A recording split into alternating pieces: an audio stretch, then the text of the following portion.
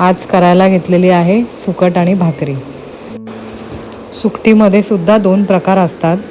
जवळा असतो, बारीक सुकट असते, त्याला जवळा म्हणतात. आणि ही मी मोठी घेतलेली आहे, जिला आमच्यामध्ये आगरी भाषेमध्ये आंबाडी सुकट असे आम्ही म्हणतो. कढईमध्ये तेल तापल्यावर 2 मध्यम आकाराचे कांदे घातले आणि कांदे मस्त परतून घेतले. कांदे सॉफ्ट झाल्यावर ठेचलेला लसूण घातला. लसणाच्या 2 पाकळ्या मी इथे घेतल्या होत्या आणि 1 मिरची घातली. बारीक चिरलेली कोथिंबीर.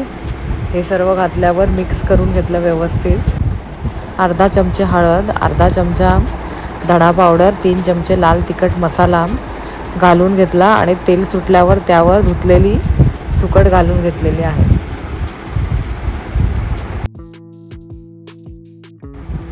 एक छोटा टोमॅटो कापून घेतलेला आहे, तो सुद्धा घातलेला आहे आणि कोथिंबीर घातलेली आहे.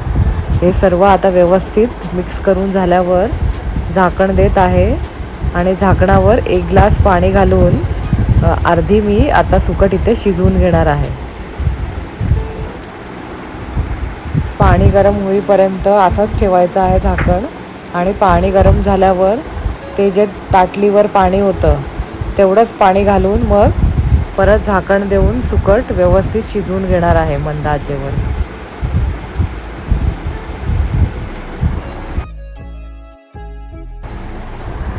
सुकटीला घट्टपणा येण्यासाठी तांदळाचं पीठ घेतलेलं आहे 1 चमचा आणि त्याच्यामध्ये थोडंसं पाणी घालून त्याचा घोळ करून घेतलेला आहे आणि तो सुद्धा मी याच्यामध्ये घातलेला आहे. झाकण देऊन सुकट शिजवून घेणार आहे.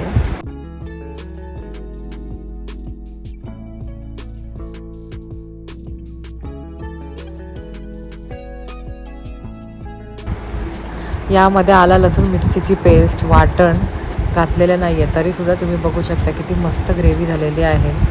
वरून बारीक चिरलेली खूप सारी कोथिंबीर घालत आहे आणि मी गॅस बंद करून घेत आहे. खाण्यासाठी तयार झालेली आहे सुकट. भाकरीसुद्धा रेडी झालेल्या आहेत. तुम्हाला सुकट भाकरी आवडते का? कमेंट करून नक्की सांगा. आणि चॅनलला नवीन असेल तर लाईक, शेअर आणि सबस्क्राईब करायला विसरू नका.